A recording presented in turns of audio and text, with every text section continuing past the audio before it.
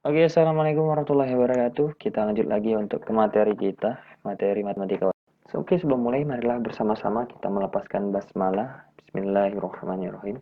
Pada kesempatan ini, pada pertemuan ini, Bapak akan melanjutkan tentang trigonometri, perbandingan trigonometri pada segitiga siku-siku. Oke, awal marilah Bapak buat dulu ilustrasi sederhana. Jadi ada seorang ayah. Ayah ini penjaga sekolah, Pak Yahya kita sebut. Dia punya tinggi 2 meter ternyata tinggi Pak Yahya ini. Kemudian Pak Yahya ini memiliki seorang anak, nama anaknya Dani, dan Dani ini tingginya 1 meter ternyata. Kemudian ini sedang melakukan eksperimen, jadi dia sedang hari itu dia sedang mengukur panjang sebuah bayangan. Jadi setiap bayangan benda itu diukurnya panjangnya berapa. Hari itu dia mengukur panjang bayangan sebuah tiang bendera. Tapi dia ingin tahu dulu tinggi dari tiang bendera itu berapa. Maka dia bertanya dengan ayahnya. Kemudian ayahnya berkata, tiang bendera itu tingginya 10 meter. Oke. Kemudian dia mulai melakukan eksperimen dari ayahnya sendiri dahulu. Dia mengukur bayangan ayahnya. Kemudian didapatlah bahwa bayangan ayahnya adalah 4 meter. Kemudian ia mengukur panjang bayangan dari sebuah tiang bendera tersebut. Dia mendapatkan panjang tiangnya itu bayangannya adalah 20 meter. Kemudian dia berniat untuk mengukur bayangannya sendiri. Tapi itu sangat tidak bisa karena bayangannya akan mengikutinya terus. Jadi bagaimanakah cara si Dani ini untuk menemukan panjang bayangannya dengan data-data yang ia dapati? Nah, ini melalui matematika trigonometri ini kita bisa mengetahui berapa panjang bayangan yang tercipta oleh Dani. Kalau kita tarik garis lurus, nah, seperti ini jadinya. Oke, kita lanjutin. Tiang bendera itu sekitar 10 meter. Kemudian panjang bayangannya 20 meter. Kita ambil tarik lurus. Kita ambil tarik lurus. Kita bisa dapati sebuah segitiga. Sebuah segitiga ABC. Sebuah segitiga ABC. Eh, Jadi seperti ibaratnya bentuk dari tiang tadi, tinggi tiang, panjang bayangan, kita anggap sebagai segitiga, siku-siku. Kemudian Pak Yahya pun sendiri, Pak Yahya punya tinggi 2 meter. Tadi panjang bayangannya adalah 4 meter. Kemudian kalau kita ilustrasikan, wah dia seperti segitiga siku-siku nih. Orang yang sedang berdiri dengan bayangannya. Jadi kita anggap sebagai segitiga DEC. Kemudian si Dani. Dani ini tadi punya tinggi 1 meter. Kemudian, wah, panjang bayangnya kita belum tahu. Ini yang kita cari. Tapi kita anggap, oh dia masih seperti segitiga siku-siku. Jadi dia uh, kita sebut sebagai segitiga FGC. Jadi berdasarkan dari di atas segitiga yang tadi, ABC, DEC, dan FG, kita bisa gambarkan sebagai berikut. Nah, jadi kita ilustrasikan tadi sebagai segitiga-segitiga. Oke, kita dapat dahulu tadi bahwa ini yang segitiga ABC kita anggap sebagai dari ilustrasi dari tinggi tiang dan bayangannya, ya kan? Yang kuning segitiga DEC kita ilustrasikan itu sebagai Pak Yahya dengan bayangannya. Kemudian segitiga FGC itu kita anggap sebagai apa ya? Sebagai dari anak Pak Yahya tadi, tingginya dan panjang bayangannya. Jadi untuk mencari nilai X yang belum kita ketahui tadi, kita bisa menggunakan perbandingan. Karena tadi kita lihat sebenarnya sebanding sebenarnya. Eh, Segitiganya itu hanya beda nilainya saja, tapi bentuk dan ukurannya tetap sama, ya kan? Oke, bisa kita lihat di sini ada segitiga ABC tadi yang tiang bendera tingginya 10 dan panjang bayangannya 20. Kemudian ini yang tinggi si ayah ya, dengan bayangannya tingginya 2 meter, panjangnya 4 meter. Ini kemudian si anak tadi. Si anak tadi kita sebut sebagai segitiga FGC. Jadi dengan tinggi dia 1 meter. Dan kita yang mencari tahu ini, nilai X-nya, panjang bayangan si anak. Jadi untuk karena segitiga ABC dan DC dan FGC itu adalah sebangun. Di sini diartikan sebangun itu artinya dia bentuknya sama, komposisinya sama. Ibaratnya saya bilang itu skalanya tetap sama. Hanya saja nilainya lebih kecil. Jadi misalnya tinggi yang tiang tadi 10 meter, Pak Yahya 2 meter, dan si anak 1 meter. Sebenarnya mereka memiliki karena sebangun jadi perbandingan yang sama. Jadi kita di sini bisa menggunakan teori perbandingan. Jadi bandingkan saja, kita pengen mencari nilai X nih. Nilai X itu kan G, C kan. Kita bandingkan saja FG. FG itu sisi depan, sisi FG, sisi FG. Karena kita tahu nilainya dari si anak, kita bandingkan dengan DE. DE itu tinggi si ayah tadi, DE kan. Nah, kita anggap saja itu sama saja, sama dengan GC. GC tadi yang pengen kita cari tahu, sisi yang pengen kita cari nih. Nah, kemudian yang EC, EC itu tadi panjang bayangan si ayah. Kita tahu nih panjang bayangan si ayah, karena tadi sudah diukur. Jadi kita masukkan nilainya.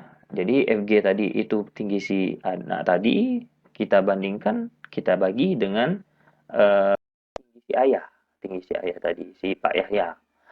Itu sama saja X, jadi sama saja GC tadi X kan, kita belum tahu, kita anggap saja X kan panjang si anak GC, dibagi atau dibanding atau dibagi 4 EC. EC itu panjang bayangan yang terbentuk oleh ayah Pak Yahya tadi. Nah, apa yang sudah selanjutnya kita lakukan ini? Kita mencari nilai X nih, tapi dengan 1/2 sama dengan X per 4. Nah, masih ingat dengan persamaan linear kemarin ya? Tinggal kita kali silangan saja ini.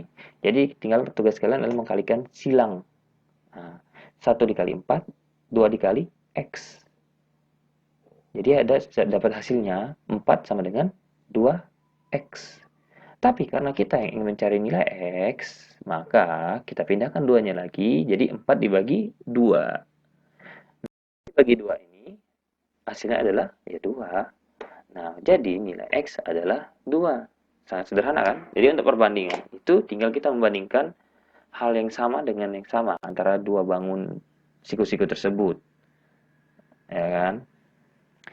Oke, saya rasa untuk perbandingan ini cukup dipahami bahwa selagi dia sebangun, perbandingannya akan selalu sama. Ya, yang penting dia sebangun.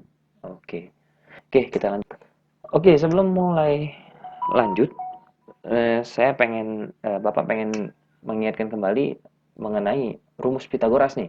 Jangan sampai lupa. Ini sudah SMP sudah kalian belajar. Rumus Pitagoras itu mencari sebuah sisi miring. Kan? Jadi kalau misalnya ini ada segitiga A, B, C. Nah, rumus Pitagoras itu C sama dengan akar A kuadrat ditambah B kuadrat. Ya kan? Nah, tapi di sini C yang di rumus, C sama dengan akar A kuadrat tambah B kuadrat, bukan berarti itu yang maksud dari A, B, C yang di sudut ya, bukan. Tapi ini, C, A, B.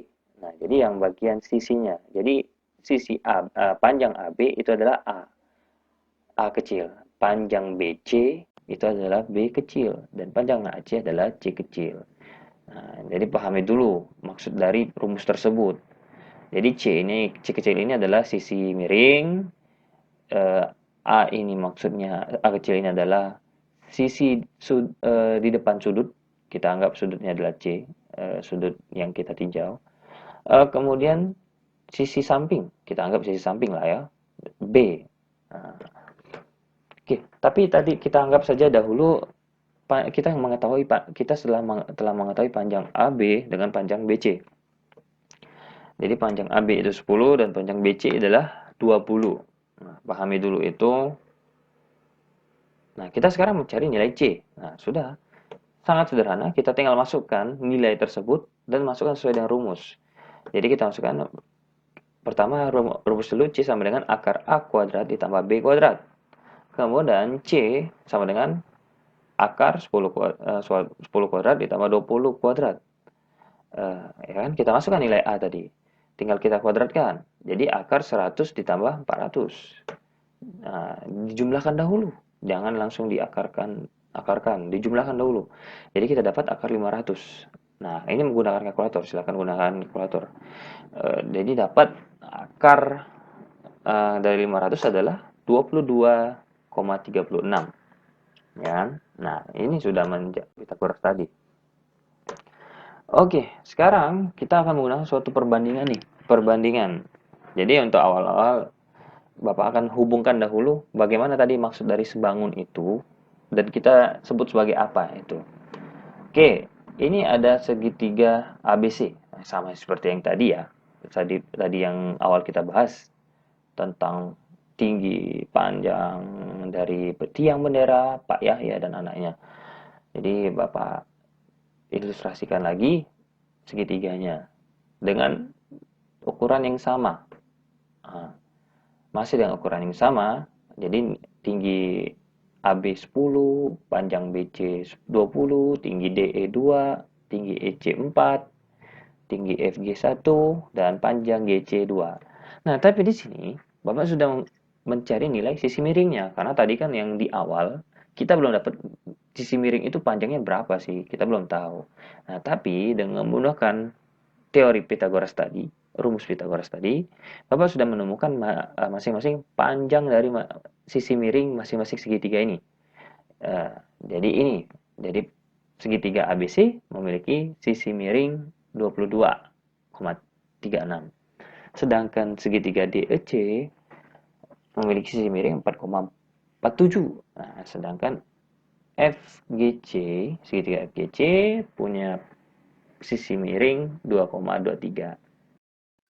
Oke, berdasarkan kesebangunan segitiga A, B, C, D, E, C, dan F, G, C diperoleh perbandingan sebagai berikut. Nah, Bapak kasih perbandingan seperti berikut. Kita tinjau dulu yang biru ya, segitiga ABC. Kita bandingkan dahulu beberapa sisi. Nah, ini untuk kali ini Bapak coba bandingkan dulu yang paling sederhana antara AB dan AC. Jadi AB dan AC ya. AB dan AC itu sisi tegaknya dan sisi miringnya. AB ini Bapak anggap sebagai kita sebut saja sebagai sisi depan karena dia berada di depan sudut C kan. Sudut C, lihat sudut di titik C kan. Nah, kita anggap sebagai sisi karena dia di depan dari C, kita sebut sebagai sisi depan. Kemudian kita bandingkan dengan AC. AC itu sisi miringnya. Oke, sekarang kita masukkan nilainya. 10 per 22,3. Nilai AB kan 10, AC 22,36. Habis itu ya kita bagi, hasilnya dapat 0,4. Oke, sekarang kita tinjau yang DEC. Segitiga DEC, segitiga yang warna kuning. Tetap sama, tingginya yang di depan sudut C tadi dan sisi miringnya. Ya, tetap sama, jangan beda. Karena kita akan mencari perbandingan. Kita masukkan nilainya 2 per 4,47. Karena DE 2, DC-nya panjangnya 4,47. Maka dapatlah 0,44 juga. Nah, oke, kita lanjut lagi. Lanjut lagi. Kita lanjut sekarang yang merah. Segitiga merah. Segitiga FGC. Nah, kita tinjau. FG dan GC. FG dengan FC maksudnya. Oke, sama seperti tadi. Kita tinggal masukkan nilainya. 1, nilai FG kan 1, dibagi 2,23. Maka hasilnya akan dapat 0,44. Oke, bisa dilihat kan bahwa ada kemiripan. Sama, bukan lagi kemiripan ini. Ini sama. Jadi, di sini walaupun nilainya beda-beda, misalnya AB tinggi yang segitiga ABC yang warna biru itu 10, tinggi DEC itu 2, tinggi FGC itu 1. Tapi ketika kita bandingkan dengan sisi yang lain, tetap dapat suatu nilai yang sama. Berarti kita ambil kesimpulan kayak gini nih. Berarti AB per AC itu sama saja dengan DE per DC. Sama saja dengan, dan juga sama juga dengan FG per FC. Oke, seperti ini. Jadi kita anggap AB atau DC, AB dan DC, DE dan FG itu kita anggap saja sebagai sisi depan sudut. Tadi saya bilang, sisi depan sudut. Jadi sebuah sudut, sebuah tempat yang berada, sebuah sisi yang berada tepat di depan dari sudut yang kita tinjau. Nah, untuk kali ini kita tinjau sudut C di bagian ini ya. Sudut C, sudut ini. Sudut C ini. Kita tinjau. Karena dia di depan, sangat di depan, jadi kita sebut sebagai sisi depan. Dia berhadapan.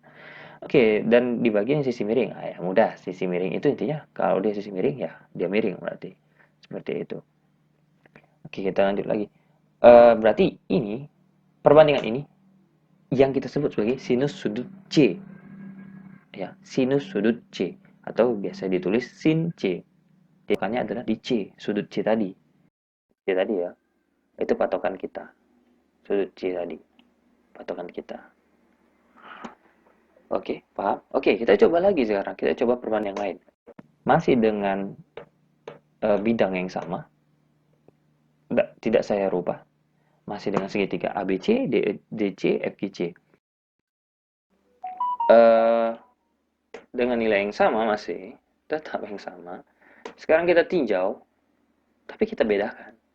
Kali ini kita tinjau dari sisi yang bawah. Sisi yang bawah ya. Atau saya sebut sisi samping lah. Sisi bawah, sisi B. Jadi sisi BC dan AC. Ya, misalnya yang biru dulu nih. Yang biru ya. Sisi BC, sisi sampingnya BC, dan sisi miringnya AC. Oke, bisa paham? Kemudian saya masukkan nilainya nih. Masuk nilainya 20 dibagi 22,36. Akan didapat nilai sebesar 0,89. Ya, sangat mudah kan, tinggal gunakan kalkulator atau kalian hitung sendiri boleh. Kemudian kita tinjau yang kuning sekarang. Masih tetap yang sama, jangan beda. Jadi kita tinjau yang sisi sampingnya, yang bagian bawah. Ya.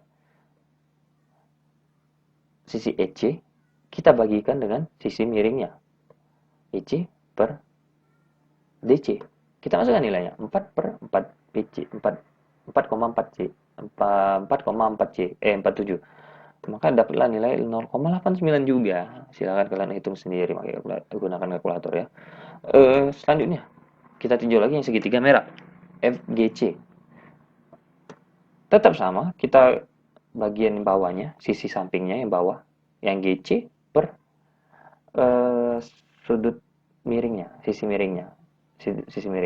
Kita masukkan, ya jangan sampai salah masukkan, 2 per 2,23. Tetap sama, kita dapatkan nilainya 0,89 setelah kita bagi. Ya kan? Jadi maksud bangun ini tadi, walaupun dia beda nilainya, tapi ketika dalam perbandingan dia tetap sama nilainya, jumlahnya, perbandingannya. Oke, jadi kita ambil kesimpulan kayak gini nih. BC per AC itu sama dengan EC per DC atau sama dengan GC per FC. Jadi saya ambil kata saya ini, BC dan EC dan GC itu adalah sisi samping sudut. Nah, kenapa sisi samping sudut? Pahami dulu kenapa kita sebut sebagai sisi samping sudut. Sudut yang kita tinjau adalah sudut C. Untuk yang bagian sini ya, sudut C. Lihat, kenapa dia di samping? Karena dia berada di samping C. Ya, bukan di hadapan C. Karena sisinya itu berada di samping sudut. Sudut yang kita tinjau adalah sudut C. Oke, kita bandingkan dengan sisi miring tadi. Nah, untuk yang ibaratnya perbandingan ini, perbandingan antara sisi sudut samping dengan sisi miring segitiganya, itu kita sebut sebagai kosinus. Jadi perbandingan ini disebut sebagai kosinus sudut C, ya. Ditulis cos C. Paham? sebagai cos C. Oke, kita lanjut lagi dengan yang lain. Masih dengan segitiga yang sama. Tadi kan sudah antara sisi depannya dengan sisi miringnya. Kemudian sisi sampingnya dengan sisi miringnya. Sekarang kita coba sisi depannya dengan sisi miringnya. Sisi depannya dengan sisi sampingnya. Berarti kita sambil coba yang biru dulu ya, yang segitiga ABC. Kita coba AB per BC. Ya, jadi yang bagian depan dengan yang samping. Kita masukkan nilainya. 10/20. Hasilnya 0,5. Kemudian yang segitiga biru, segitiga kuning sekarang.